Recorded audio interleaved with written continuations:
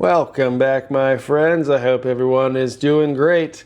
Today we're going to be reloading some 308 Winchester with a classic combination, and this one is brought to you by a very generous Patreon member who decided to make a very generous donation to the channel so that we could test out some components here. So let's get into it. First, make sure you're already subscribed to the channel and go ahead and like the video for me. But anyways, today we're reloading some 308 Winchester with a classic powder IMR 4064, as well as the Sierra 175 grain boat tail hollow point, the Sierra Match King. We're going to be using our Federal large rifle primers here. And we have some Federal head-stamped brass. I went through my stash and found 50-ish pieces or so that we're going to be using. So here we go.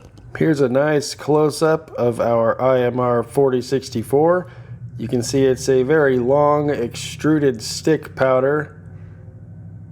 And I'm pretty sure all of IMR's powders are extruded. I could be wrong. Anyways, this is a nice look at the 4064. Very consistent. Got a nice stick there, you know, huh? These are the 175 grain Sierra Match King. I actually got a nice deal on these. They were blemishes, so I grabbed 250 of them to play with. And the only thing that I can tell is some of them are cosmetically a bit different. However they wash them, or whatever copper they use for the jacketing. You can see there's kind of a more orangish tint and then sort of a lighter color. So as far as I can tell, it's just cosmetic. So these should just work just perfectly for us. Again, our primers, the Federal large rifle primers, the standard 210. These primers are nickel plated and they have kind of a yellowish orange priming compound with a yellow brass anvil.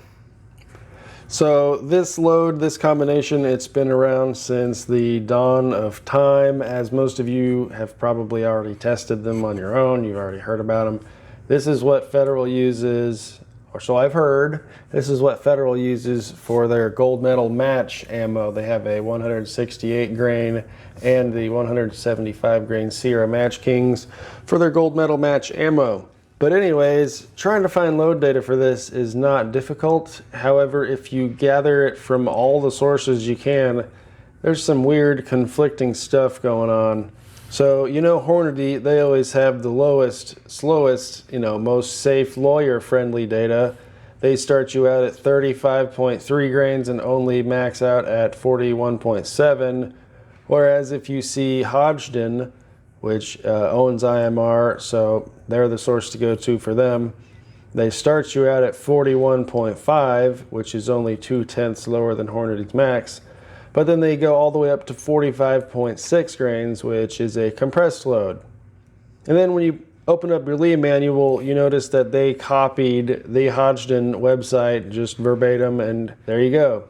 41.5 to 45.6, and they both noted that it was compressed, so on and so forth. Anyways, same data from two different sources, and that's a freaking hot load right there. I didn't try to put that much powder in the case, but where I stopped seemed to be pretty full. It was just starting to compress, so going a couple grains higher than I actually stopped at. Wow. Anyways, we can see the minimum starting charge we found was 35.3 grains and the maximum was 45.6. That's a freaking 10 grain swing. That's a large jump there. Usually the brand will give you a maximum and tell you to reduce by 10%. So if it's 44 grain max, take 10% off of that. 4.4 would give you 39.6. Wow, look, Lyman actually does it right. They're pretty close. Anyways, we have all that. I got an average of the starting charges and an average of the maximum charges, and that's pretty much where I chose to do my load.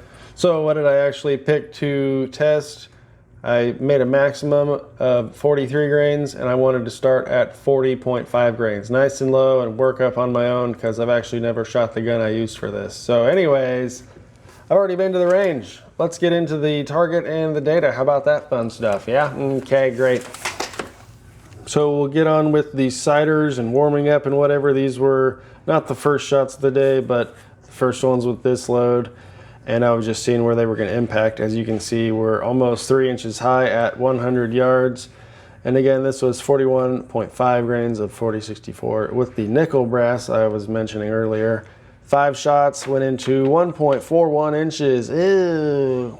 If we pull out this flyer, we could call it, because I'm a crappy shot, we end up with 1.05 inches for these 4. Not horrible. I've got an average of 25.85, extreme spread 47, and standard deviation of 17 there. Not horrible, but not the best.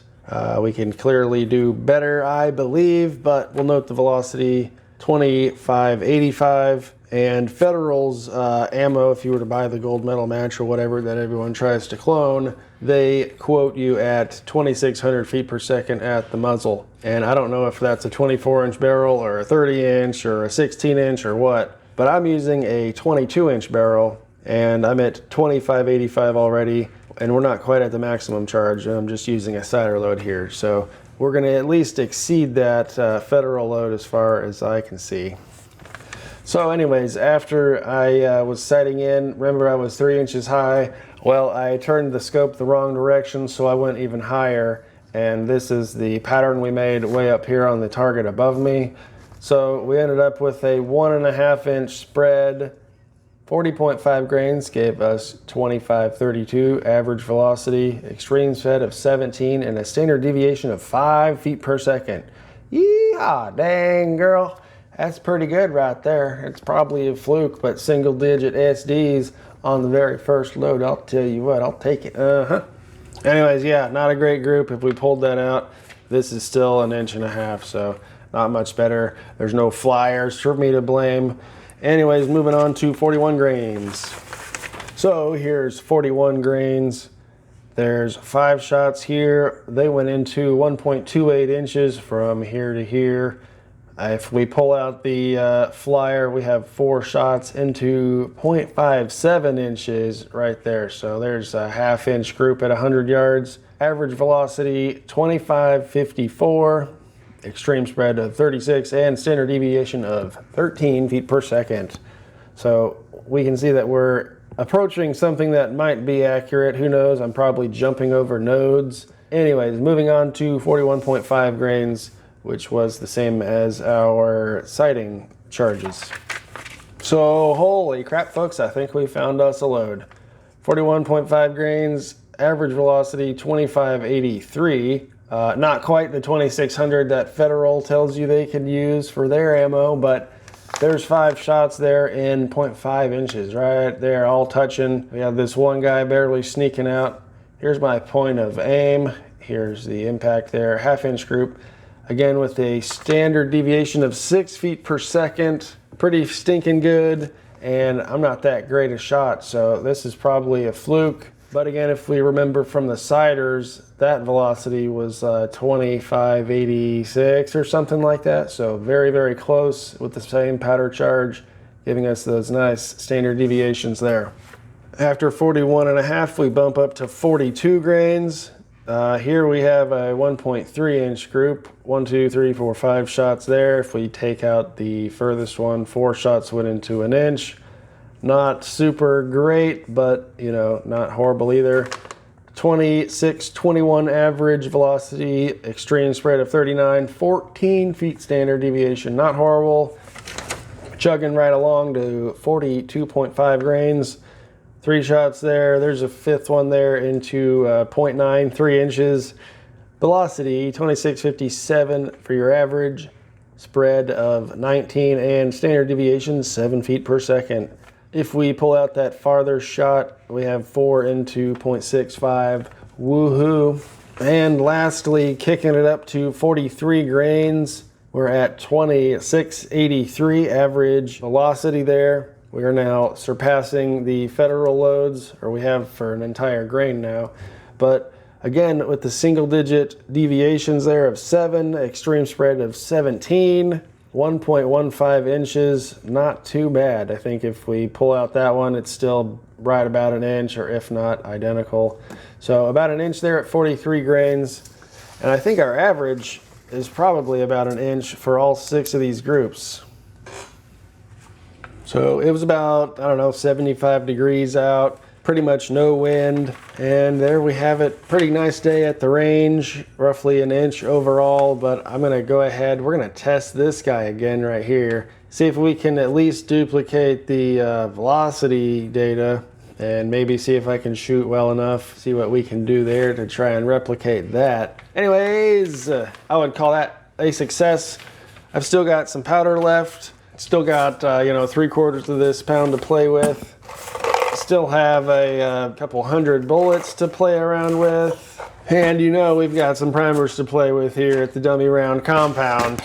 So we are definitely not done playing around with this combination, but for a first outing, holy crap, this looks promising. I'm pretty sure we had 3 of our groups with single-digit standard deviations.